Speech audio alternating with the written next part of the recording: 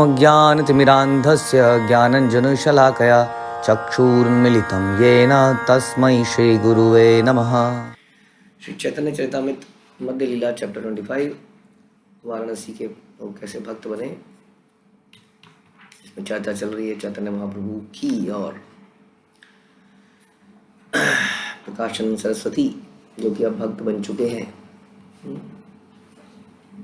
उनको शिक्षा देते हुए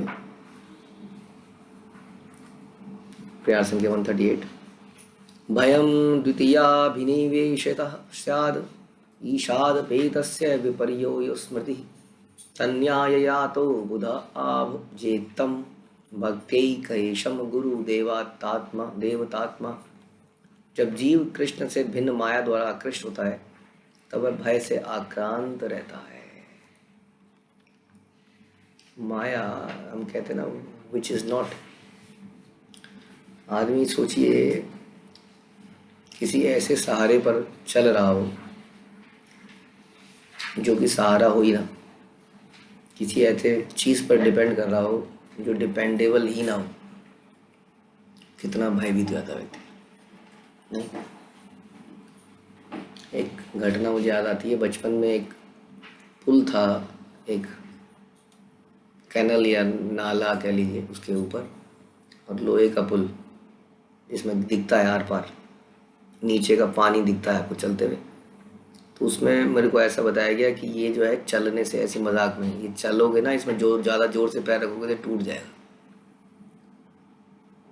और एक बार कुछ ऐसा हुआ, मैं उस पे से अकेला आ रहा था तो मेरे से वो पार ही नहीं हो रहा था डर के मारे, क्योंकि अभी तक तो मैं साथ में आता था तो फिर भी थोड़ा विश्वास रहता था, लेकिन अब मेरे दिमाग में वही सब बातें आती थी, ये पुल टूट जाएगा, ये पुल टूट जाएगा, नीचे से पानी दिखता है, खतरनाक लगता है, भय लगता है। तो वो सहारा, हम पुल पे चढ़ते हैं ना, पुल पे हम इसी भरोसे पे चढ़ते हैं कि पुल टिका रहेगा, लेकिन अगर पुल ही गिरने लग जाए तो कितना भयंकर है कि आपको पता हो कि ये पुल से जाना तो है लेकिन ये टूट सकता है। कितना भयभीत व्यक्ति होगा। तो उसी तरह से जब व्यक्ति माया का सहारा लेता है, और माया इल्यूजन है अपने आप में ही, कब उसका सहारा हट जाए यू नेवर नो। हम सोचते हैं कि हमारे जीवन में हमारे बच्चे हैं, हमारे पति है, पत्नी है, धन है, लेकिन कब वो चला जाए, इसके अनेक एग्जाम्पल हम देखते हैं, अनेक एग्जाम्पल देखते हैं। कब वो चला जाए हम यू नेवर नो, और कितनी भयानक स्थिति है। इसलिए माया के चक्कर में आदमी हमेशा भय रहता है। प्लस कहीं ना कहीं जब वो इंद्रिय तृप्ति करता है तो उससे पाप कर्म होते हैं, है ना। जब हम अपनी प्रसन्नता के लिए, अपने को तुष्ट करने के लिए पाप करते हैं, और हम जानते हैं कि कृष्ण उस पाप को देख रहे हैं, तो भी कितनी भयानक स्थिति है, हमेशा भय में रहता है। जैसे हम सुनते हैं भागवत में कि व्यक्ति थोड़े से सुख के लिए बहुत मेहनत करता है, रिस्क लेता है और पाप कर्म करता है।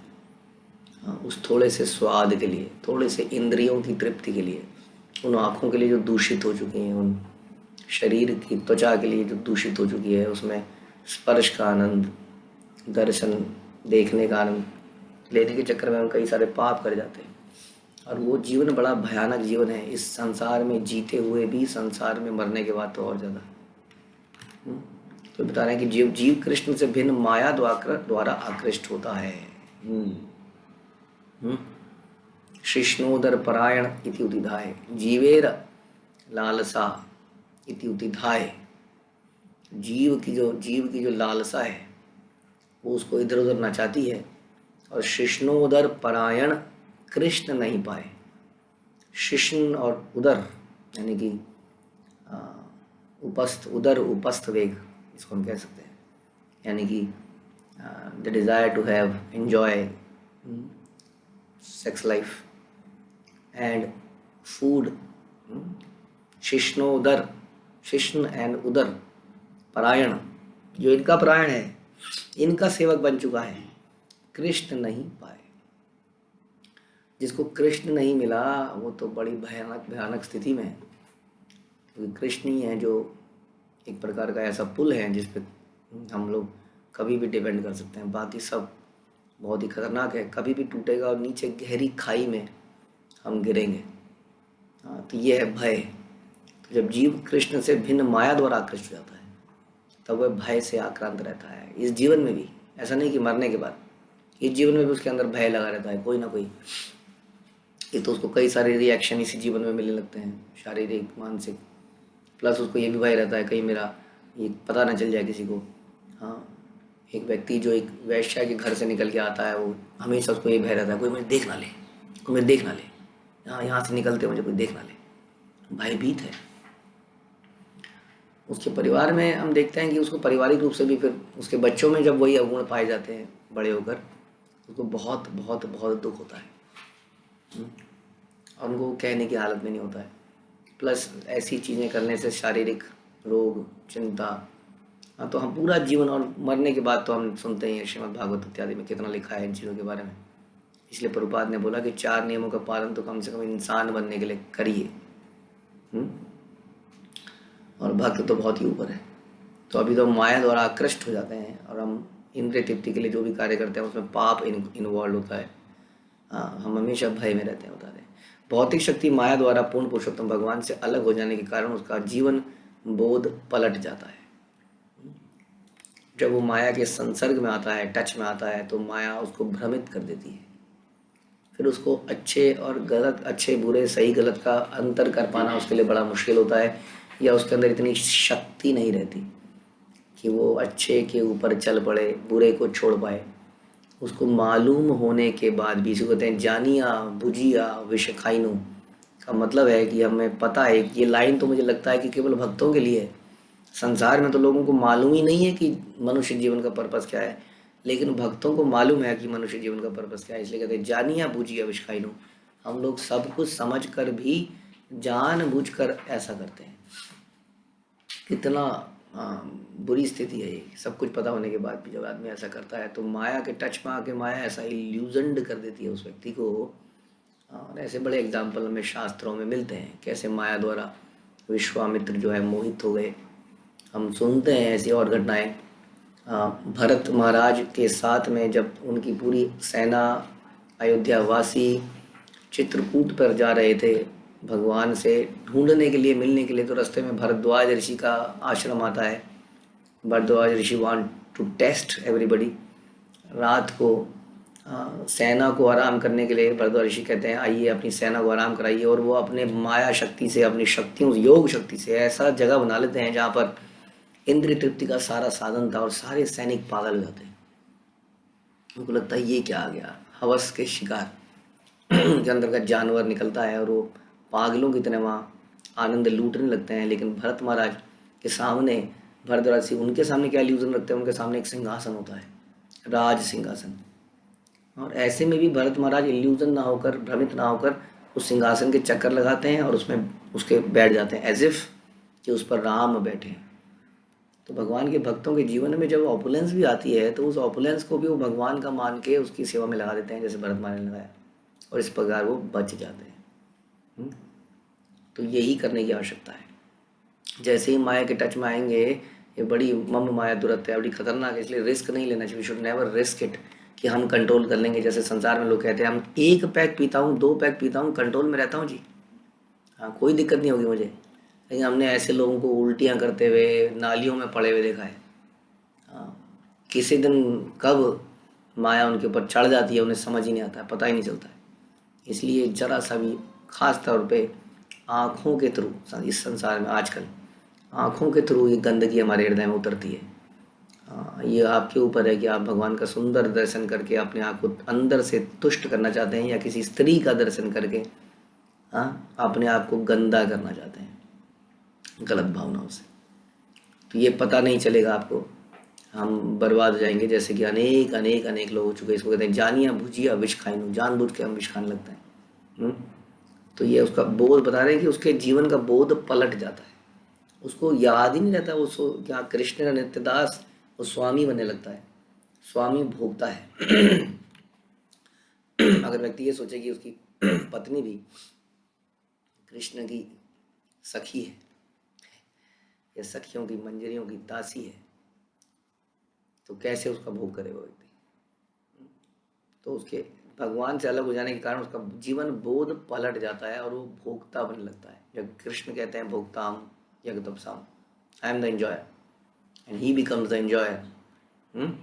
दूसरे शब्दों में वह कृष्ण का सनातन सेवक होने के स्थान पर कृष्ण का प्रतियोगी बन जाता है। When Krishna can enjoy Radharani, why can't I enjoy my wife? What is the problem? अपनी पत्नी को तो एंजॉय कर ही सकते हैं ना। और फिर आदमी पत्नी को एंजॉय करके, एक दिन पत्नी को एंजॉय कर करके थक जाता है, पक जाता है, देन ही वांट्स, ये दिल मांगे मोर, हमें कुछ और आवश्यकता है, किसी और वस्तु की आवश्यकता है।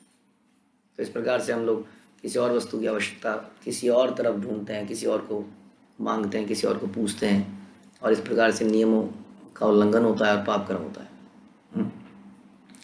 तो कृष्ण का सनातन सेवक होने के स्थान पर कृष्ण का प्रतियोगी बन जाता है। इसे विपर्योयो स्मृति कहते हैं। तो उसका बोध जो है पलट गया, बिकॉज वो माया के टच में आया। इतना खतरनाक वस्तु है। इस भूल को सुधारने के लिए विद्वान तथा उन्नत व्यक्ति पूर्ण पुरुषोत्तम भगवान को अपने गुरु, पूज्य देव तथा जीवन के स्रोत के रूप में पूजता है। इस भूल को सुधारने के लिए क्या करता है वो? पूर्ण पुरुषोत्तम भगवान को अपने गुरु, पूज्य देव, जीवन के स्रोत के रूप में पूजता है। तो ये जो हम प्रार्थना करते हैं, जो हम भगवान की सेवा करते हैं, अपने पहले किए गए पापों के लिए क्षमा मांगते हैं। लेकिन जो व्यक्ति क्षमा भी मांगता रहे, प्रार्थना भी करता रहे, उन पापों को करता भी रहे, उसका कुछ कल्याण हो पाना मुश्किल है। भगवान गिरे से गिरे व्यक्ति को गले लगाते हैं। गिरे से गिरे व्यक्ति को, जिसने अधम पाप किए हो, उसको भी नीचे गिरा हो, उसको भी पकड़ लेते हैं, अपना लेते हैं। लेकिन जो व्यक्ति एक तरफ से क्षमा याचना करता हो और दूसरी तरफ से वो व्यक्ति यही गलतियों को फिर से करता हो, उसको क्षमा मिलना इज इम्पॉसिबल, इम्पॉसिबल, इम्पॉसिबल। ध्यान रखिए, कृष्ण जितने दयालु हैं उतने ही कठोर भी हैं। यही कृष्ण राक्षसों का गला काटने से पहले एक सेकंड भी सोचते नहीं हैं। सोच सकते हैं आप, हमें किसी का गला काटना हो तो बहुत सोचना पड़ता है ना, कितना मुश्किल काम है गला काटना। और कृष्ण तो जस्ट किल्स एवरीबडी। भगवान राम ने खर दूषण के साथ आए 14,000 लोगों को अकेले ही मार दिया, थोड़ी ही देर में सबको खत्म कर दिया। कृष्ण बलराम में जरासंध की आई हुई सेनाओं को, हजारों हजारों करोड़ों सैनिकों सेनाओं को समाप्त कर दिया अकेले ही। जितने ये दयालु हैं उतने ही कठोर भी हैं उनके लिए जो छल करते हैं। इसलिए बता रहे हैं कि इस भूल को सुधारने के लिए हम क्या करते हैं? पूर्ण पुरुषोत्तम भगवान को, अपने गुरु को, पूज्य देव और जीवन के स्रोत के रूप में पूजा करते हैं। इस तरह में अनन्य भक्ति योग द्वारा भगवान की पूजा करता है और इन चीज़ों से अपना बोध फिर से सीधा करता है, अपने आप को स्वामी बनने से हटाने से दास मानने लगता है। एबे शून्य प्रेम यही मूल प्रयोजन, पुल काशु नित्य गीत यहाँ लक्षण। अब तुम मुझसे सुनो कि वास्तविक भगवत प्रेम है क्या। ये जीवन का मूल लक्ष्य है। शरीर का कंपन, आंखों में अश्रु, कीर्तन तथा नृत्य इसके लक्षण है। स्मरंत स्मरंत स्मारयंतश्च मिथोग अघोग हरम हरिम, भक्त्या संजातया भक्त्या विप्रत्युत पुलकाम तनुम। भक्तों में प्रत्येक अमंगल को दूर करने वाले पूर्ण पुरुषोत्तम भगवान हरि का मात्र स्मरण करने तथा अन्यों को उनका स्मरण कराते हुए शुद्ध भक्तजन प्रेमानंद के आध्यात्मिक शारीरिक लक्षण प्रकट करते हैं, व्यक्त करते हैं। तो भक्तों का बता रहे हैं ये भक्त शारीरिक लक्षण, जैसे हमने बताया आंसू आना या इस तरह के कई सारे, लेकिन साथ में और क्या करते हैं लोग, भक्त लोग ये लक्षण तो दिखाते ही हैं, लेकिन साथ में ये दूसरों का अमंगल दूर करते हैं। पूर्ण पुरुषोत्तम भगवान हरि का मात्र स्मरण करके और अन्यों को उनका स्मरण कराते हुए, ये भक्त के लक्षण, शुद्ध भक्त के लक्षण यही है। एक व्यक्ति जो वाकई में बड़ा अच्छे हृदय वाला है, उसको जब बहुत बढ़िया चीज़ मिलती है तो उसको छुपाता नहीं है, कहता है मुझे मिली है, तुम्हें भी मिलनी चाहिए, बहुत बढ़िया है, करो इसको। ये नाम मैंने जपा, इस नाम को आप भी जपिए, आप भी कीजिए, आप भी कीजिए। और बहुत कष्ट लेता है, उसको केवल बताता नहीं है, ये नहीं कहता वहाँ पे दुकान पे है, वहाँ मिल रही है जी। बहुत मेहनत करता है दूसरों को दिलाने के लिए। इसलिए भक्त लोग साधारण नहीं होते। आमतौर पे व्यक्ति क्या करता है, उसको कोई अच्छी चीज़ मिल जाती है, कोई दुकान मिल गई, उसको कुछ मिल गया, तो उसके बारे में जनरली किसी को बताएगा भी नहीं, क्योंकि उसको भी पता चल जाएगी तो वो भी ले आएगा। संसारिक तरीका तो ये है, मुझे पता चल गया तो चुपचाप खुद मैं लाता रहूँगा। तो लेकिन अपने परिवार वालों को फिर बताता है, खास ज़्यादा से ज़्यादा, निकट, बिल्कुल निकट लोगों को बताता है वो वाली बड़ी अच्छी जगह है, वहाँ से खरीद लो तुम, या वहाँ पे ऐसा कर लो। और जब बताता ही है फिर भी उसके बाद भी ऐसा नहीं है चलो मैं तुम्हें लेके चलता हूँ। भक्त तो लेके चलता है साथ में, चलो मैं तुम्हें चलता हूँ लेके, तुम्हारे पे पैसे नहीं है चलो मैं तुम्हें देता हूँ, ये ले लो तुम, बस किसी तरह से ले लो इसको तुम। ये भक्तों, शुद्ध भक्तों का लक्षण है कि हरि का मात्र स्मरण करके अन्यों को स्मरण कराते हुए शुद्ध भक्त जन प्रेमानंद के आध्यात्मिक शारीरिक लक्षण व्यक्त करते हैं। यह पद विधि पूर्वक भक्ति करके और तब रागानुग प्रेम करने के स्तर पर उठने से प्राप्त होता है। विधि पूर्वक भक्ति करके, इसके लिए हमें विधि पूर्वक भक्ति करनी पड़ेगी। श्रीमद् भागवत से लिया गया है श्लोक, विधि पूर्वक भक्ति करके ही हमें ये पद प्राप्त हो पाएगा। हाँ, और जो विधि नहीं पूरा करता है उसको विधि पूरे करने का प्रयास करना चाहिए। और जो अगेन वही बात आ गई, जिसको मालूम है विधियाँ वो फिर भी पूरी नहीं करे, उसका कल्याण नहीं हो पाएगा। ये बिल्कुल सच्ची बात है। एवं व्रतः स्वप्रिया नाम कीर्त्या जातानुराग उदित चित्त उच्चै हस्त्यथो रोदिति रोति गायत्य उन्माद वृन्त्यति लोकभ्याय। जब मनुष्य सचमुच भक्ति में उन्नत होता है और अपने प्रिय भगवान के पवित्र नाम का कीर्तन करने में आनंद का अनुभव करता है, जब वो भक्ति में उन्नत होता है तो भगवान का नाम जपने में, कीर्तन करने में उसको आनंद आता है, तो वह उत्तेजित होता है और जोर जोर से नाम कीर्तन करने लगता है। अक्सर हमें नाम कीर्तन करते हुए उठाना पड़ता है, चाहे हम जप करें या संकीर्तन चल रहा हो। आप देखेंगे कि थोड़ी देर में हमारा बुदबुदाना बंद हो जाता है। नाम जप में नहीं भी होता तो, क्योंकि नाम जप में तो कुछ लोग बैठे होते हैं आसपास, दिख जाता है। संकीर्तन में तो बैठे हैं, पता नहीं कौन कौन कहाँ कहाँ बैठा है, किसको पता चल रहा है। तो ये भक्त का लक्षण नहीं है। भक्त तो ऐसे संकीर्तन में उत्तेजित होता है, जैसे कि हम, जैसे किसी स्त्री किसी पुरुष को देख के उत्तेजित हो जाती है, पुरुष स्त्री को देख के उत्तेजित हो जाता है संसार में, और भक्त भगवान के नाम संकीर्तन में उत्तेजित हो जाता है और जोर जोर से नाम कीर्तन करने लगता है। वह आसपास वालों की परवाह किए बिना ऐसा करता है और हंसता है, रोता है, चंचल हो जाता है और पागल की तरह कीर्तन भी करता है। ये भी श्रीमद् भागवत से 11वें स्कंद से लिया गया। ये लक्षण है शुद्ध भक्तों के। ऐसा करने का हमें, कहते हैं ना कि जब तक ऐसे लक्षण नहीं है तब तक हम प्रयास तो करें। एटलीस्ट हम अपने आप को फोर्स कर रहे हैं ऐसे करने का, के लिए उत्तेजित होने का प्रयास करें, जोर जोर से कीर्तन, नाच गाना, ऐसा कुछ करें। लेकिन इसके लिए जैसे हमने बताया विधि पूर्वक भक्ति करनी पड़ेगी। जो हमने पहले सुना, विधियों में हम कॉम्प्रोमाइज़ नहीं कर सकते। कभी भी कॉम्प्रोमाइज़ करेंगे तो भाव में भी कॉम्प्रोमाइज़ मिलेगा, शुद्ध भाव नहीं मिलेगा। जैसे कि हम किसी वस्तु को खरीदने के लिए पैसा देने में कॉम्प्रोमाइज़ करते हैं। हम कहते हैं जी घी 250 रुपये घी मिल रहा है, जी 300 रुपये घी। अच्छा, घी 250-300 रुपये मिल रहा है, वो व्यक्ति तो 800-900 के ले देता है, चलो ये वाला घी ले लेते हैं। तो कहीं ना कहीं इतने कॉमन सेंस हमारे अंदर होनी चाहिए कि घी का, नॉर्मल दूध का रेट क्या है, कितने दूध से कितना घी बनता है, तो इतने किलो दूध से इतना ही घी बन सकता है, तो ज़्यादा घी कैसे है, ये इतने कम में क्यों है, इसका मतलब इसके बीच में कुछ मिश्रण है। उसी तरह से संसार या आध्यात्मिक वस्तु, इसमें भी आध्यात्मिक प्रेम, आध्यात्मिक ज्ञान इतना सस्ता नहीं है, उसके लिए भी मूल्य देना पड़ेगा। विधियों का बिल्कुल हृदय से पालन करना, कॉम्प्रोमाइज़ ना करना। कोई देख रहा है, कोई नहीं देख रहा है, डज नॉट मैटर, क्योंकि भक्ति हम किसी को दिखाने के लिए नहीं कर रहे हैं। इससे तो बेहतर ये होगा कि हम टोटली इंद्रिय तृप्ति की जीवन में चले जाएं, धोखा ना दें। लेकिन और भगवान से कहें, भगवान अभी मुझे थोड़ा सा और इन्जॉय करने दीजिए, या इन्जॉय करते हुए पिटने दीजिए, तब शायद मुझे रियलाइज़ होगा। तो ये सोचने का विषय है।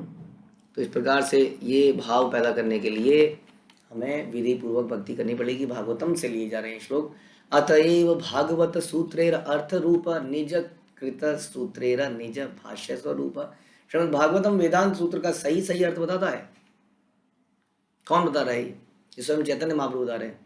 और क्या डाउट रह जाता है उसके बाद, जब वो स्वयं भगवान है, वो कह रहे हैं कि वेदांत सूत्र का जो भाष्य है वो भागवतम है, मतलब उसकी जो व्याख्या है वो भागवतम है, इसलिए भागवतम को पढ़ना चाहिए। वेदांत सूत्र के लेखक व्यासदेव हैं और स्वयं उन्होंने ही उन सूत्रों की व्याख्या श्रीमद् भागवत के रूप में करी है। इसलिए अगर कोई कहे कि वेदांत सूत्र के लेखक व्यासदेव नहीं है तो चैतन्य महाप्रभु की बात को नहीं मानते। Who is Krishna himself, why we should be associating with those people. क्या बहस करी जाए उन लोगों से। यहाँ चैतन्य महाप्रभु स्वयं बता रहे हैं कि व्यासदेव ही भागवतम के लेखक हैं, वेदांत सूत्र के भी लेखक हैं, और उन्होंने ही इसके अंत में निष्कर्ष के रूप में भागवतम को प्रस्तुत किया है। अर्थोऽयं ब्रह्म सूत्राणां भारतार्थ विनिर्णया गायत्री भाष्य रूपो असो वेदार्थ परिबृंहिता पुराणानां सामरूप साक्षात् भगवद्गीतोदितः द्वादश स्कंद युक्तोऽयं शतविच्छेद संयुतः ग्रंथो अष्टादश सहस्र श्रीमद्भागवत भागवताभिधा। वेदांत सूत्र का अर्थ श्रीमद् भागवत में पाया जाता है।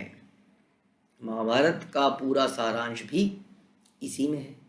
ब्रह्म गायत्री की टीका भी इसी में है और समस्त वैदिक ज्ञान के सहित इसे विस्तृत रूप दिया गया है। श्रीमद् भागवतम सर्वश्रेष्ठ पुराण है और इसकी रचना पूर्ण पुरुषोत्तम भगवान ने अपने व्यासदेव अवतार के रूप में करी है। इसमें 12 स्कंद हैं, 335 अध्याय हैं, 18,000 श्लोक हैं और ये उद्धरण गरुड़ पुराण से लिया गया। अब आप कहिए जी गरुड़ पुराण भी पता नहीं किसने लिखा है। गरुड़ ने लिखा होगा, पक्षी है वो तो। अब गरुड़ की बात पे, पक्षियों की बात पे बिलीव करेंगे आप? ये गरुड़ वही है जिसने सारे देवताओं को, सारे राक्षसों को, सुमेरु पर्वत को अपने पीठ पे उठाकर समुद्र मंथन के लिए ले गए थे। कुछ साधारण व्यक्ति नहीं है, समझिए इस बात को। हाँ, ये तो भगवान की प्रसन्नता के लिए, सेवा करने के लिए ऐसा रूप लेते हैं। सौभाग्यशाली, भगवान का विमान बनने का जिसको सौभाग्य प्राप्त हो, नॉट एन ऑर्डिनरी पर्सन।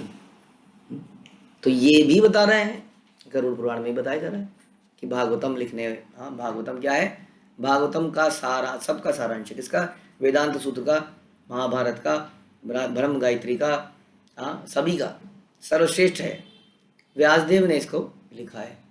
इसमें 12 स्कंद हैं, बिल्कुल क्लियरली यहाँ बताया जा रहा है। सर्ववेदे तिहासानां सारम सारम समृद्धितम।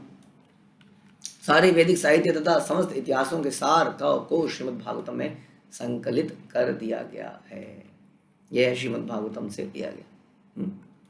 तो सारे के सारे साहित्यों को का सार श्रीमद् भागवतम है। इसलिए केवल अगर हम इसको पढ़ लें तो सारा ज्ञान हमें निष्कर्ष मिल जाएगा। और यही भागवतम बताती है, क्या बताती है? कि एता चांस कला पुंसा कृष्णस्तु भगवान स्वयं। Krishna is himself, God himself, supreme personality of God. The others are ansh and ansh के अंश। कृष्णस्तु भगवान स्वयं।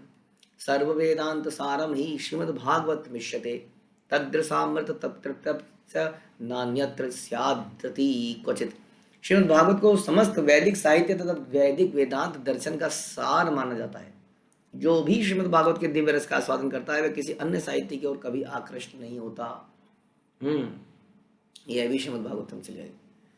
तो अनेक शास्त्रों से कोट करके चैतन्य महाप्रभु बता रहे हैं कि कैसे श्रीमद् भागवतम एक सार है और कैसे श्रीमद् भागवतम हमें कृष्ण की नवधा भक्ति के प्रति प्रेरित करता है। और इसलिए यही सार ज्ञान है। गायत्रीर अर्थे एई ग्रंथ आरंभन सत्यम परम तम मंद धीमहि साधन प्रयोजन। श्रीमद् भागवत के प्रारंभ में ब्रह्म गायत्री मंत्र की व्याख्या है। सत्यम परम, परम सत्य, सत्य है कई परम सत्य जो सुप्रीम जिसको हम कहते हैं। सबसे बड़ा सत्य क्या है? कृष्ण सबसे बड़ा सत्य है। वो हमेशा है। सृष्टि से पहले भी कृष्ण थे, सृष्टि के बाद भी कृष्ण है। इसलिए सृष्टि परम सत्य नहीं हो सकती। देवता पहले नहीं थे, सृष्टि पहले नहीं थी, तो देवता भी परम सत्य नहीं हो सकते। लेकिन भगवान सृष्टि के पहले भी थे, सृष्टि में भी रहेंगे, सृष्टि के बाद भी रहेंगे। कभी ऐसा समय नहीं था कि वो नहीं थे। हाँ, और हमेशा वो अपनी शक्तियों के फुल कंट्रोल में थे। जीवात्मा किसी दूसरे के कंट्रोल में रहता है। हाँ, वो अपने आप को से सब कुछ नहीं कर सकता। वो या तो योग माया के अंडर में रहता है, यानी कि आध्यात्मिक शक्ति, या महामाया इस संसार में बहिरंगा शक्ति के अंदर में रहता है। उसके अंदर इतना बल नहीं है कि वो अपने हिसाब से जी पाए, अपने अनुसार जी पाए। उसको किसी शक्ति की आवश्यकता है। लेकिन कृष्ण जो है सारी शक्तियों के स्वामी हैं। इसलिए वो सत्यम परम और धीमहि, उनका ध्यान करना चाहिए। परम सत्य का ध्यान करिए। जैसा ध्यान करेंगे वैसा ही चित्त होगा। जैसा संसार में हम लोग ध्यान क्या करते हैं, हम लोग टीवी वीडियोस, यूट्यूब एंड गंदी वीडियो देखते हैं तो हमारा ध्यान में केवल वही आता है। हाँ, हमेशा हमें स्वप्न भी वैसे ही आने लगते हैं। हाँ, हमारा धीमहि इन विषयों पर है। क्या बता रहे हैं? सत्यम परम धीमहि भक्ति के संपादन का तथा जीवन के चरम लक्ष्य का सूचक है। ये जो उस पर ध्यान करता है। और ये वो श्लोक है भागवतम का जिसके ऊपर से लिया गया, पहला श्लोक भागवतम का, पहला कैंटो, पहला अध्याय, श्लोक संख्या 1 है। जन्माद्यस्य यतो अन्वयादितरस्य अर्थैश्च विज्ञस्वराट् तेने ब्रह्म हृदय आदि कवये मुह्यन्ति यत्सूरयः तेजो वारि मृदां यथा विनिमयो यत्र सर्गो मशा धाम्ना स्वेन सदा निरस्त कूकम सत्यम परम धीमहि। हे वासुदेव, वसुदेव के पुत्र मेरे प्रभु श्री कृष्ण, हे सर्वव्यापी भगवान। तो पहले श्लोक में बोला गया वसुदेव के पुत्र, यानी कि when we are talking about Krishna, the supreme personality of God, who is he? He is Krishna, जो कि वसुदेव के पुत्र के रूप में अवतरित हुए। वास्तव में तो पुत्र नहीं हो सकते हैं, लेकिन जिन्होंने ऐसा लीला करा, कौन सी लीला, कि वसुदेव के पुत्र के रूप में जो आए, very specific. They are telling, जब बोलते हैं ना कि नाम क्या है जी, नाम ये है जी मिस्टर दिस एंड दिस, वल्द और फादर्स नेम, पुत्र श्री नाम, ताकि एक नाम से दो व्यक्ति भी हो सकते हैं। तब बताया जाता है जी माता का नाम, पिता का नाम, तो ये व्यक्ति है। अब पता चल गया कि ये व्यक्ति तो एक ही, इसलिए बताया जा रहा है। कहीं कोई ये ना सोचे कौन से कृष्ण की बात कर रहे हैं हम, कुरुक्षेत्र के कृष्ण की बात नहीं कर रहे हैं। वो तो एक साधारण व्यक्ति था, बहुत ही पॉलिटिशियन व्यक्ति था। उस पर जादूगरी थी, पता नहीं कौन सी जादूगरी से सुदर्शन चक्र आ जाता था, एक काला जादू पता था, ये नहीं ऐसा लोग सोचते हैं। वही हैं सत्यम परम, इसलिए बता रहा है वसुदेव के पुत्र श्री कृष्ण सर्वव्यापी भगवान। मैं आपको सादर नमस्कार करता हूँ, मैं उन भगवान श्री कृष्ण का ध्यान करता हूँ जो परम सत्य है, प्रकट ब्रह्मांडों की सृष्टि स्थिति तथा प्रलय के समस्त कारणों के मूल कारण है। क्योंकि वो इसी ब्रह्मांड के अंदर हमें दिखते हैं, तो हमें लगता है ब्रह्मांड की रचना वो कैसे कर सकते हैं, वो तो खुद ही से ब्रह्मांड के अंदर में। वे समस्त प्राकट्यों के प्रत्यक्ष रूप से अवगत रहते हैं। वे स्वतंत्र हैं क्योंकि उन्हें उनके परे कोई कारण नहीं है। क्या मैं अपनी क्रिएशन के अंदर जा नहीं सकता? तो इसका मतलब मैं शक्ति विहीन हूँ, मैं अपनी क्रिएशन के अंदर ही नहीं जा सकता, या मैं अपनी क्रिएशन के अंतर्गत फंस जाऊंगा माया में, जैसे जीव फंस जाता है। तो मैं बलवान कैसे हुआ सबसे बड़ा? उन्होंने ही सबसे प्रथम जीव ब्रह्मा के हृदय में वैदिक ज्ञान प्रदान किया। तेने ब्रह्म हृदय आदि कवये, ब्रह्म का ज्ञान हृदय में दिया। किसके? आदि कवये। आदि कवये कौन है? ब्रह्मा जी को आदि कवये कहा जा रहा है। उनके द्वारा बड़े बड़े ऋषि और देवता भी मोहग्रस्त हो जाते हैं। जिस प्रकार कोई अग्नि में जल तथा जल में भूमि की भ्रमपूर्ण अवस्थी को देखकर मोह जाता है, उन्हीं के कारण सारे भौतिक ब्रह्मांड हैं प्रकृति के 3 गुणों की प्रतिक्रिया द्वारा अस्थायी तौर पर आते हैं, चले जाते हैं, अवास्तविक होते हुए भी वास्तविक लगते हैं। अतः मैं उन परम सत्य भगवान श्री कृष्ण का ध्यान करता हूँ जो अपने उस दिव्य धाम में सदैव विद्यमान रहते हैं, जो कि भौतिक जगत के मोह से सदैव मुक्त रहता है। मैं उन्हीं का ध्यान करता हूँ क्योंकि वे परम सत्य हैं। ये है असली ज्ञान जो भागवत के पहले ही श्लोक में दे दिया गया, और फिर उसकी पूरी भागवत में उसकी डिटेलिंग करी गई। धर्मा प्रोंजिता कैतवोत्र परमो निर्मस्ताराणाम सताम वेद्यवास्तवमत्र वस्तु शिवदम तापत्र्योन्मूलनम श्रीमद्भागवते महामुनि कृते किं वा परेरीश्वर सद्यो हृद्वरूध्यतेऽत्र कृतिभिः शुश्रूषुभिस्तत्क्षणात् धर्म प्रोज्जिता कैतव अस्त्र। यह भागवत पुराण भौतिक दृष्टि से प्रेरित होने वाले समस्त धार्मिक कृत्यों को पूर्णतः बहिष्कृत करता है। यहाँ पर बहिष्कृत किया जाता है किसको? कैटव धर्म को, मतलब चीटिंग प्रोपेंसिटी को। सब स्टैंडर्ड रिलीजियस सिस्टम्स को भागवत बहिष्कार करता है उसका, क्योंकि भागवत कहता है अन्य अभिलाषिता शून्य, कोई और अभिलाषिता नहीं है होनी चाहिए, एकमात्र उद्देश्य होना चाहिए कृष्ण की प्रसन्नता। लेकिन बाकी जो रिलीजियस सिस्टम्स हैं उसमें कुछ ना कुछ शुभ एंड लाभ के लिए हम करते हैं, इसलिए वो कैटव हो गए। वहाँ स्वयं को प्रसन्नता दिलाने के लिए उसको किया जाता है, इसलिए वो उत्तम नहीं है, प्योर नहीं है, मिक्स्ड। इसलिए सस्ते हैं क्योंकि उसके अंदर मिलावट करी गई है, इसलिए सस्ते में अवेलेबल है। भागवत पुराण भौतिक दृष्टि से प्रेरित होने वाले सभी धार्मिक कृत्यों का बहिष्कार करता है जो भौतिक दृष्टि से प्रेरित है, मोटिवेटेड, और सर्वोच्च सत्य का प्रतिपादन करता है।